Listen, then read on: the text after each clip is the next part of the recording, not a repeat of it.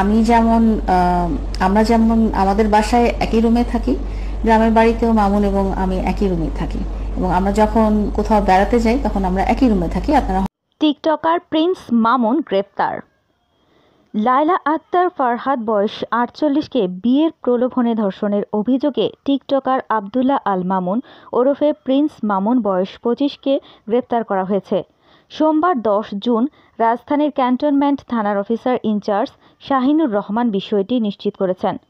তিনি বলেন, আজ রাত 9:30টার দিকে প্রিন্স মামুনকে কুমিল্লার পুলিশ গ্রেপ্তার করেছে। তার বিরুদ্ধে ক্যান্টনমেন্ট থানায় ধর্ষণ মামলা রয়েছে।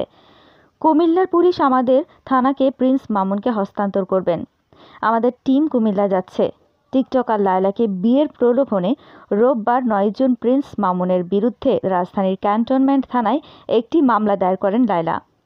অভিযোগে লায়লা উল্লেখ করেন, মামলার বিবাদী আব্দুল্লাহ আল মামুন ওরফে প্রিন্স মামুনের সঙ্গে আমার গত 3 বছর আগে সামাজিক যোগাযোগ মাধ্যম ফেসবুকের মাধ্যমে পরিচয় হয়। পরিচয়ের এক পর্যায়ে মামুন আমাকে বিয়ে করবে মর্মে প্রলোভন দেখিয়ে আমার সঙ্গে প্রেমের সম্পর্ক স্থাপন করে।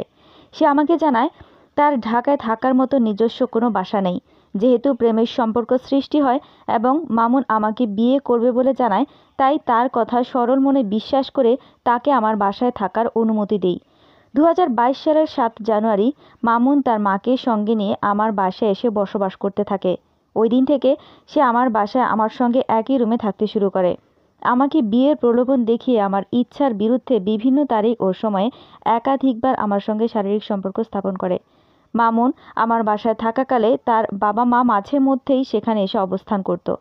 আমি মামুনকে একাধিকবার বিয়ের কথা বললে সে বিভিন্ন অজুহাতে সময় ক্ষেপণ করতে থাকে। সর্বশেষ চলতি বছরের 14ই মার্চ মামুন আমার শয়নকক্ষে আগের মতো আমাকে বিয়ের প্রলোভন দেখিয়ে আমাকে ধর্ষণ করে। পরবর্তী সময়ে আমি তাকে বিয়ের বিষয়ে বললে সে আমার উপর ক্ষিপ্ত হয়ে ওঠে। আমাকে বিভিন্ন অশ্লীল ভাষায় গালিগালাজ করে।